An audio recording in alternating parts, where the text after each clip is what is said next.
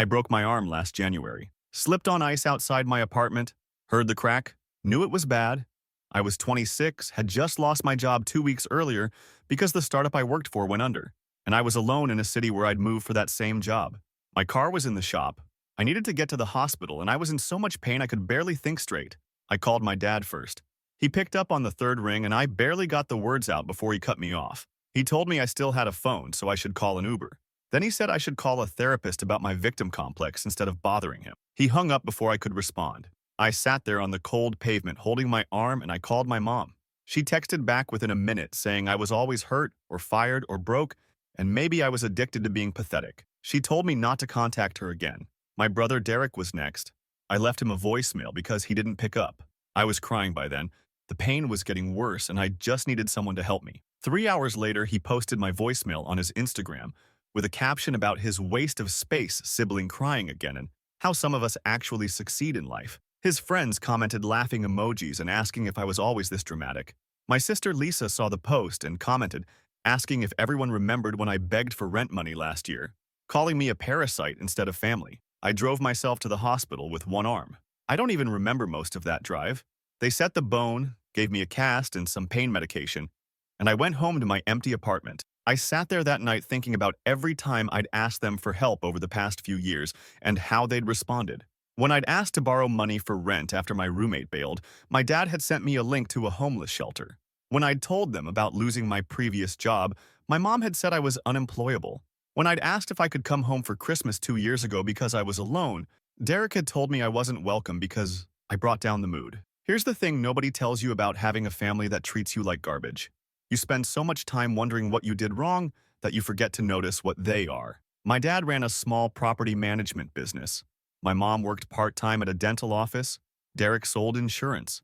Lisa worked at a bank. They were all so proud of their normal middle-class lives, and I was the failure because I'd taken risks, moved away, tried to build something different. But I wasn't a failure. I'd been working my tail off since I was 22.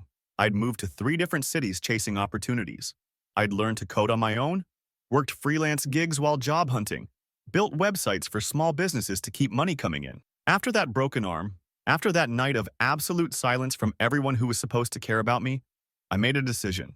I was done trying to prove anything to them. I was done asking for help. I was done pretending we were a family. I spent the next year and a half building. I got a new job at a mid-sized tech firm doing database management. Not glamorous, but stable. I worked overtime whenever I could. I took every certification course they offered. I moved into a cheaper apartment and saved everything. I paid off my debts. I built up my emergency fund. I networked like crazy, and when a senior position opened up at a different firm, I applied and got it.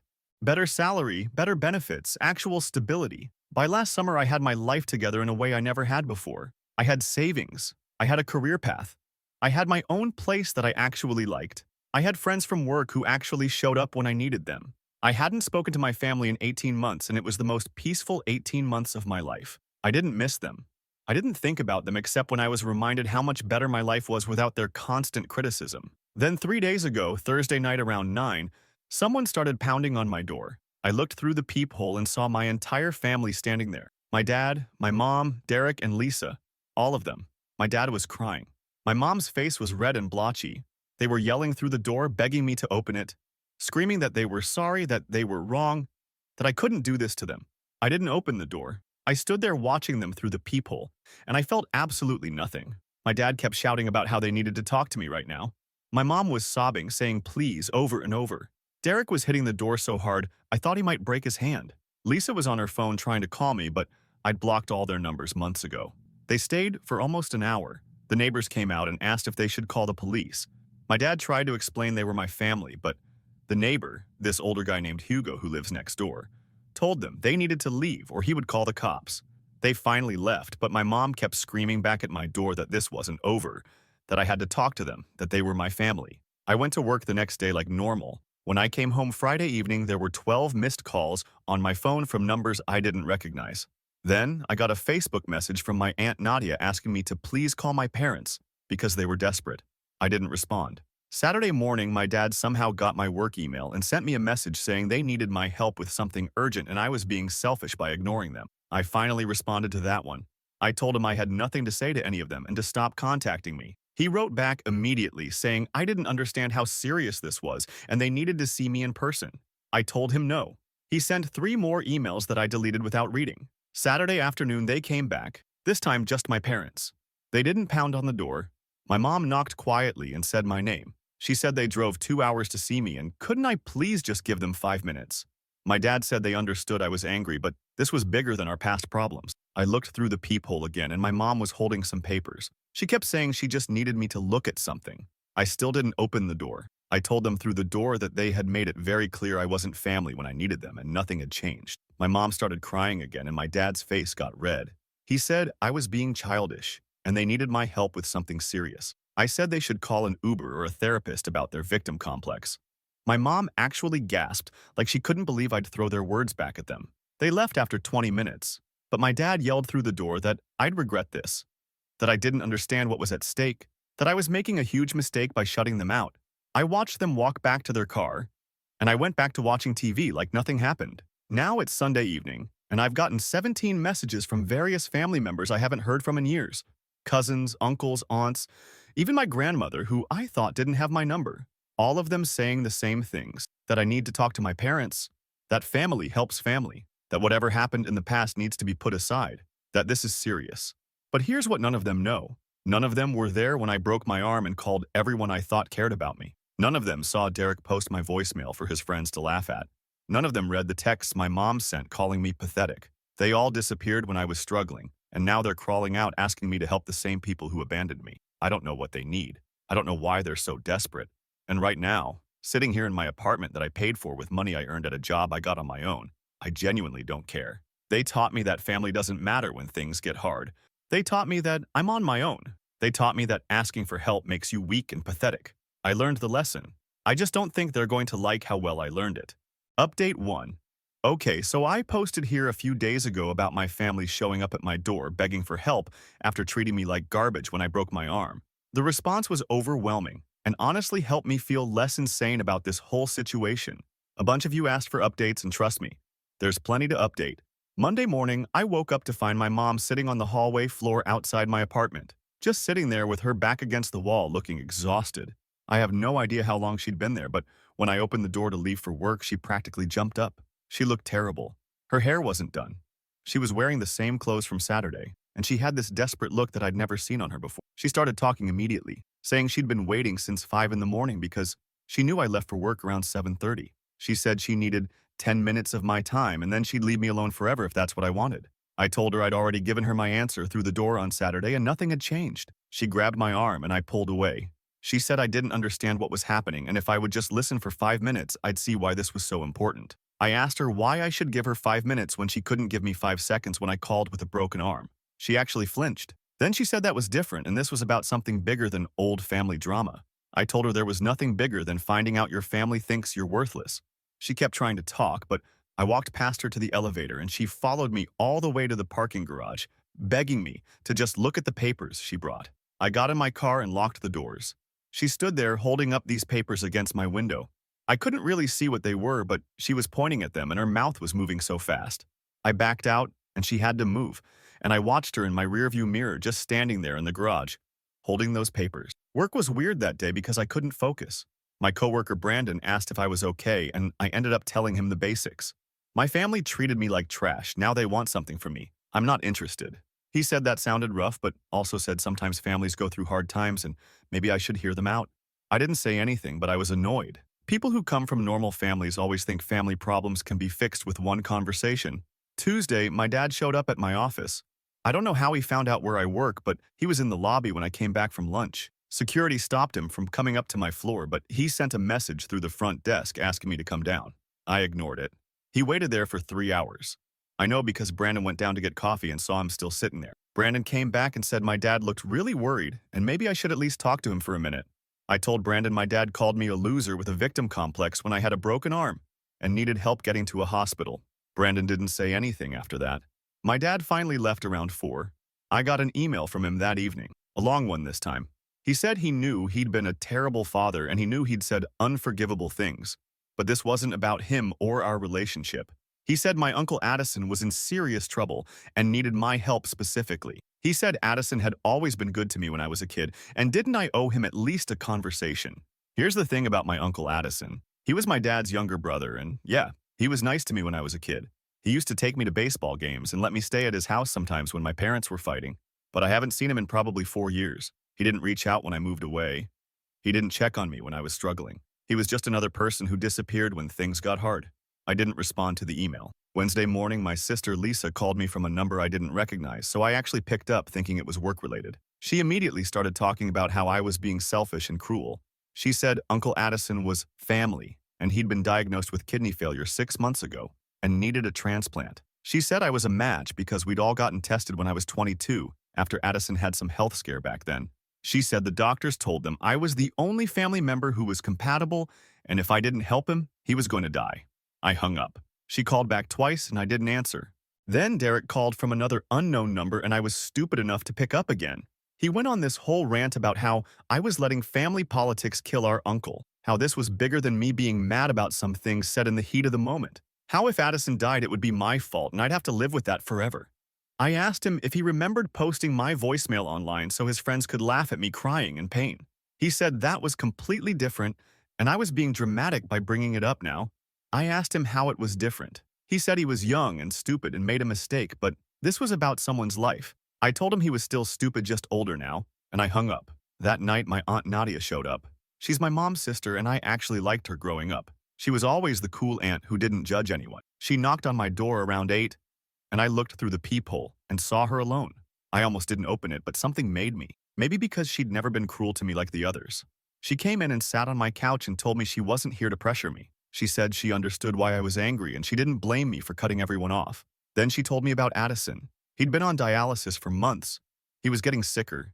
He was only 53 and had 2 kids still in high school. The wait list for a kidney was years long and his health was declining fast. The family had all gotten tested, and I was the only match besides his own kids who were too young, and the doctors wouldn't approve them. I asked her why nobody told me about this 6 months ago when he was diagnosed. She said my parents didn't want to ask me for anything after what happened. They knew they'd burned that bridge. But now, Addison was getting worse and they were desperate. She said my parents had been horrible to me, and she'd told them that. She said they knew they didn't deserve my help, but Addison didn't deserve to die because of their mistakes. I told her that was a great speech, but I wasn't interested. She looked at me for a long time and then said she hoped I could live with whatever decision I made. I told her I'd been living just fine without any of them for the past year and a half. She left. Thursday, my phone started blowing up with messages from family members I barely knew. Cousins I hadn't seen since I was a teenager. My dad's friends. Even some people from my mom's church. All of them saying the same things. That I was being selfish. That family takes care of family. That holding a grudge was going to kill someone. That I needed to be the bigger person. That God would judge me for letting someone die over pride. The messages kept coming all day Friday. My grandmother called me from the nursing home and told me she was ashamed of me. Some cousin named Lucy, who I don't even remember, sent me a Facebook message saying I was a disgrace to the family name. Derek posted something vague on Instagram about how blood is supposed to be thicker than water, but some people only care about themselves, and it got like 200 likes with people commenting asking what happened. Friday evening, my parents came back together. They didn't knock this time. My dad called my phone, and I answered because I was so tired of all of this. He said they were outside and they needed to talk to me face to face. I said, we could talk through the door. He said this was too important for that. I said it wasn't important enough for them to treat me like a human being when I needed them. My mom got on the phone. She was crying. She said she knew she'd failed me as a mother. She said she'd said horrible, unforgivable things and she'd been wrong. She said she'd spend the rest of her life making it up to me if I'd just please help Addison. She said he was dying, and I was the only person who could save him. She said she was begging me, and she'd never begged anyone for anything in her life. I asked her if she remembered texting me that I was addicted to being pathetic. She went quiet. I asked her if she remembered telling me not to contact her again. She started crying harder. I asked her if she understood that those texts lived in my phone, and I read them sometimes to remind myself why I left. She said she was sorry over and over. I said sorry doesn't fix anything, and hung up. I can hear them outside my door right now. They've been out there for an hour. My dad keeps saying we need to talk like adults. My mom is crying quietly. I'm sitting here on my couch wondering how I became the villain in this story when all I did was remember what they taught me about family loyalty. The thing is, I know what they want now. I know why they're desperate, and I still don't care. Update 2. So after my last update where my parents were outside my door, Things have escalated in ways I didn't expect, thanks to everyone who commented. Some of you said I was being cruel and should help my uncle. Others said I didn't owe them anything. Honestly, both perspectives just made this harder. Saturday morning, I woke up and decided I couldn't keep hiding in my apartment. I needed to actually face this head-on instead of avoiding them through doors and phone calls. I texted my dad and told him I'd meet them at a diner near my place at noon. Just him and my mom. Nobody else. They showed up 15 minutes early. I got there right at noon and they were already sitting in a booth looking anxious. My mom had clearly been crying recently. My dad looked like he hadn't slept in days. I sat down across from them and told them they had 1 hour to explain everything, and then I was making my decision, and that would be final. My dad pulled out a folder with medical documents. He started going through Addison's diagnosis, the timeline, the treatment options, stage 4 kidney disease, dialysis 3 times a week, declining health markers. The whole family got tested as potential donors 6 months ago. I was the only viable match outside of Addison's own teenage kids, who the doctors wouldn't approve because of their age, and some other medical factors I didn't fully understand. I asked why they waited 6 months to tell me. My mom said they knew they'd destroyed any chance of asking me for help. She said they talked about reaching out back in March, but my dad said I'd made it clear I wanted nothing to do with them and they needed to respect that. She said they tried to find other options first. They expanded the donor search to distant relatives and even looked into paired exchange programs, but nothing worked out. My dad said Addison's health started declining faster in the past month. The doctors told him he had maybe 6 months to a year without a transplant. They said he needed the surgery soon while he was still strong enough to survive it. That's when they decided they had to try to contact me regardless of our history. I asked them why they thought I'd help after what they did to me. My mom started crying again and said she didn't think I would, but they had to try. She said she'd been a terrible mother, and she said unforgivable things, and she understood if I hated her. But she said Addison had always been good to me and his kids didn't deserve to lose their father because of her mistakes. I told him it wasn't just her. I looked at my dad and asked him if he remembered telling me to call an Uber when I broke my arm. He said he remembered. I asked him if he remembered calling me a loser with a victim complex. He nodded. He said he'd been angry that I called asking for help again because I'd asked for money multiple times that year, and he thought I was being irresponsible with my life choices. He said I'd dropped out of a stable job to chase startup opportunities that kept failing, and he was frustrated watching me struggle because of my own decisions. That hit me different than I expected. I told him I'd taken risks to build something better than a regular office job. He said he understood that now, but at the time he thought I was being reckless. He said when I called about my arm, he was in the middle of dealing with his own crisis at work, and he took his stress out on me in the worst possible way. He said there was no excuse for it, but that was his explanation. My mom said she'd been dealing with her own issues around that time. Her sister had just died from cancer and she was grieving. And when I called, she heard my voice and just snapped. She said she'd been getting calls from me about various problems for years, and something in her broke and she said horrible things she didn't mean. She said she texted me not to contact her again because she was afraid she'd say something worse. I asked about Derek posting my voicemail. My dad said Derek had always been jealous of me. He said growing up I was the one who took risks and tried new things while Derek played it safe with a traditional career path. He said Derek resented that our parents had paid for my college while Derek had to take loans because I was the older child and they had more money back then. He said when Derek saw me struggling, it made him feel superior for the first time in his life. I asked about Lisa calling me a parasite. My mom said Lisa had been dealing with her own money problems around that time and was bitter that I'd asked them for help when she'd been too proud to ask. She said Lisa had credit card debt she was hiding from everyone, and seeing me ask for rent money triggered something in her. None of this made what they did okay. I told them that. I said their explanations didn't change the fact that when I needed my family the most, every single one of them chose cruelty. My mom agreed. My dad agreed. They both said they'd failed me and they understood why I cut them off and they'd accepted they lost me. Then my dad said, but this wasn't about them and me anymore. He slid a picture across the table. Addison with his 2 kids at some school event. His daughter was 16. His son was 14. My dad said those kids shouldn't lose their father because we couldn't get past our issues. He said Addison didn't even know they were asking me because he refused to let them pressure me after what they'd done. I looked at that picture for a long time. I asked them what the surgery would involve for me. My dad explained it was a laparoscopic procedure, a few small incisions. Relatively quick recovery compared to traditional surgery. I'd be in the hospital for a few days and off work for maybe 3 to 4 weeks. Some discomfort and pain, but manageable. People live full normal lives with 1 kidney. I asked what happened if I said no. My mom said they'd keep looking for other options, but realistically, Addison would probably die within the year. maybe sooner. I asked if they'd blame me for that. My dad said they'd blame themselves for treating me so badly that I felt this was my only option. We sat there in silence for a while. Then I told them I needed time to think about it. My mom started to protest, but my dad stopped her. He said they'd given me their information and now the decision was mine. They got up to leave and my mom turned back and said regardless of what I decided, she was sorry. She said sorry would never be enough, but she needed me to know she'd regret what she said to me for the rest of her life.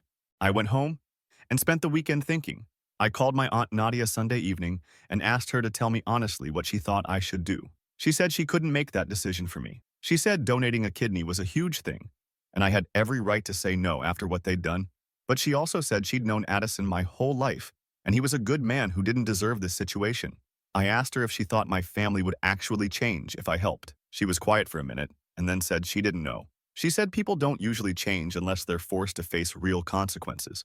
She said maybe this was their consequence. She said maybe watching Addison die because of how they treated me would be the thing that finally made them understand what they'd done. That made me angry. I told her I wasn't interested in using someone's death as a teaching moment. She said she wasn't suggesting that. She was just being honest about human nature. She said if I donated my kidney, they'd be grateful, but they might also feel entitled to having me back in their lives. She said if I said no, they'd hate me, but at least I'd know I stood by my principle. Monday morning, Derek showed up at my office. Security called me and said my brother was downstairs demanding to see me. I went down and he was pacing in the lobby. When he saw me, he started yelling about how I was killing our uncle to punish them. I told him to lower his voice or leave. He said I was being selfish and cruel, and everyone in the family was talking about what a monster I'd become. I asked him if he remembered making his Instagram followers laugh at my voicemail. He said that was years ago and I needed to get over it. I asked him if he'd ever apologized. He said he didn't think he needed to because it was just a joke. I asked him if dying in pain alone with a broken arm because nobody would help me sounded like a joke to him. He said I was being dramatic and I didn't die. I told him he was still the same person who thought my suffering was entertainment, and I walked away. He followed me to the elevator shouting that I was going to have to live with this forever, that Addison's kids would grow up without a father because I was too bitter to be a decent human being, that everyone knew what I was doing and everyone thought I was garbage for it.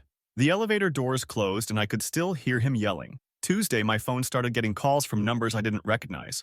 I stopped answering.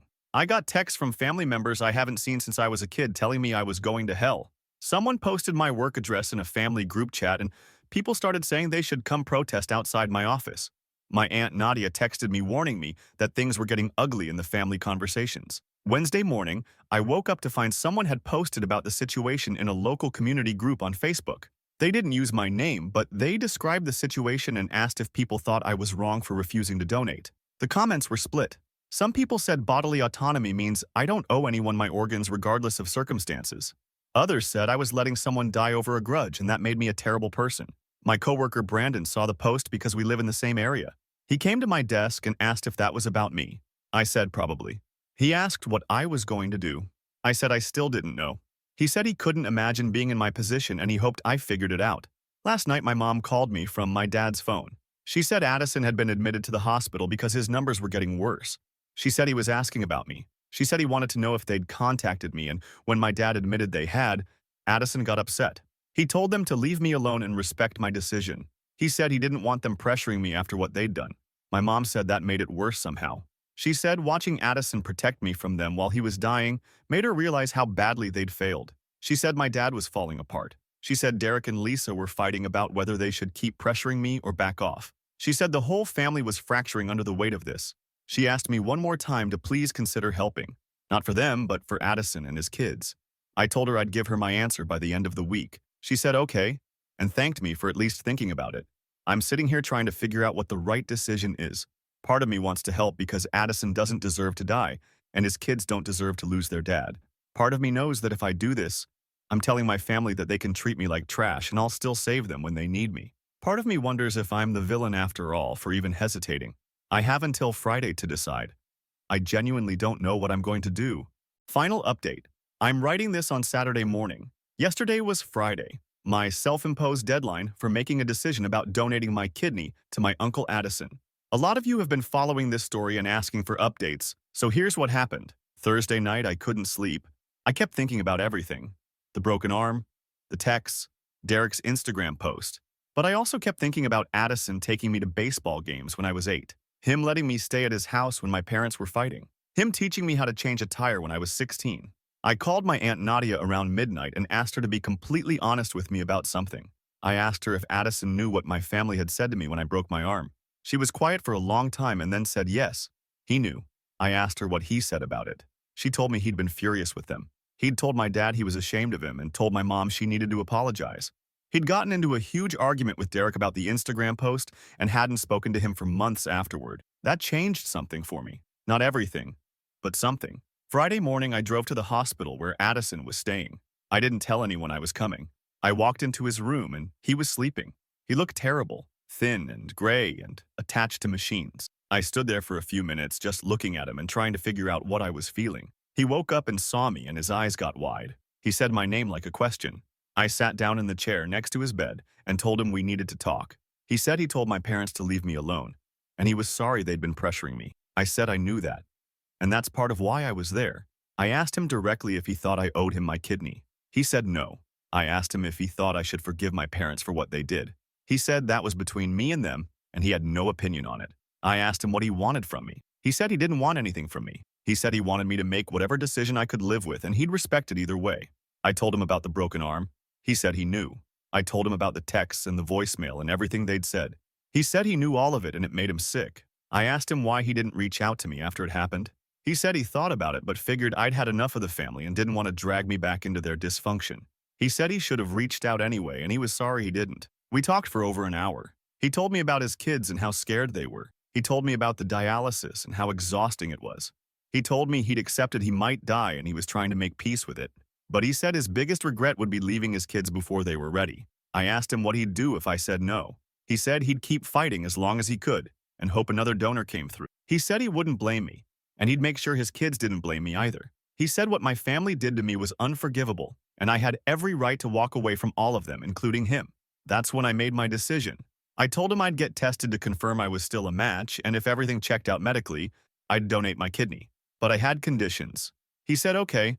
My first condition was that my parents, Derek and Lisa, were not allowed to contact me during the testing, surgery, or recovery process. All communication would go through Nadia. Addison agreed. My second condition was that after the surgery, I was going back to my life and they were going to leave me alone. No expectations of reconciliation, no family dinners, no attempts to repair relationships. Addison said that was fair. My third condition was the one that mattered most. I told him that donating my kidney didn't mean I forgave anyone or that what they did was okay. It meant I was helping him because he'd been good to me and because his kids deserved to have their father. But my family needed to understand that their actions had permanent consequences, and one of those consequences was losing me. Addison said he understood and he'd make sure they understood too. I left the hospital and called Nadia. I told her I was moving forward with the donation and gave her my conditions. She said she'd communicate everything to my parents. Within an hour, my phone started blowing up with messages from family members thanking me and praising me and saying they knew I'd do the right thing. I blocked every single number. The testing happened earlier this week. I'm still a match. Everything looks good medically. The surgery is scheduled for 3 weeks from now. I met with the transplant coordinator and went over all the details. Recovery timeline, risks, follow-up care. I signed all the paperwork, making it clear this is a directed donation to Addison specifically, and I'm doing this voluntarily without coercion. My parents tried to come to one of my medical appointments. The hospital staff told them I'd requested they not be allowed in. My dad sent an email saying they just wanted to thank me in person. I didn't respond. Derek sent me a message through Instagram saying he was proud of me and hoped we could reconnect after everything. I deleted it without reading the whole thing. Yesterday, Addison's wife reached out through Nadia, asking if she could meet me for coffee to thank me. I said no. She sent a message back saying she understood and that she'd make sure the kids knew what I was doing for their father. I told Nadia that was fine, but I didn't want to meet them or have any ongoing relationship with them. Nadia said she'd handle it. Last night, my mom showed up at my apartment one more time. She knocked softly and said she just wanted to see me for a minute. I looked through the peephole and she was holding flowers. She said she knew I didn't want to talk to her, but she needed me to know how grateful she was. She said she'd spend the rest of her life trying to make this up to me. I opened the door. She looked so hopeful when she saw me. I took the flowers and told her she needed to hear something very clearly. I said I was donating my kidney to Addison because he didn't deserve to die and his kids didn't deserve to lose their father. I was not doing it for her or my dad or Derek or Lisa. I said what they did to me when I broke my arm showed me exactly who they were, and that would never change. She started to say something about how people make mistakes and families should forgive each other. I cut her off. I told her that when I was sitting on frozen pavement with a broken arm, and I called her, she had a choice. She could have been my mother or she could have been cruel. She chose cruel. I said Derek had a choice when he got my voicemail. He could have called me back to help or he could have posted it online for entertainment. He chose entertainment. I told her that I'd learned what family meant from them. Family means you're on your own when things get hard. Family means you're suffering as a joke. Family means asking for help makes you pathetic. I said I learned those lessons really well and I was applying them now. I was helping Addison despite what they taught me, not because of it. My mom was crying. She said she understood and she wouldn't bother me again. I said good. I told her the flowers were nice, but they didn't change anything. She nodded and walked away. I'm writing this from my apartment. The surgery is in 3 weeks. I'll be off work for about a month. I've already arranged everything with my boss. After the surgery, I'll recover and then I'll go back to my normal life. Addison will get his kidney and hopefully live to see his kids grow up. My parents will go back to their lives knowing they have a son who'll help dying family members but won't help them ever again. Some people in my last update said I was being cruel by even considering saying no. Others said I was being weak by agreeing to donate. I think they're both wrong. I'm doing this because I can live with helping Addison. I couldn't live with watching him die because my parents were terrible people. Those are two different things. My family taught me that when people show you who they are, you should believe them.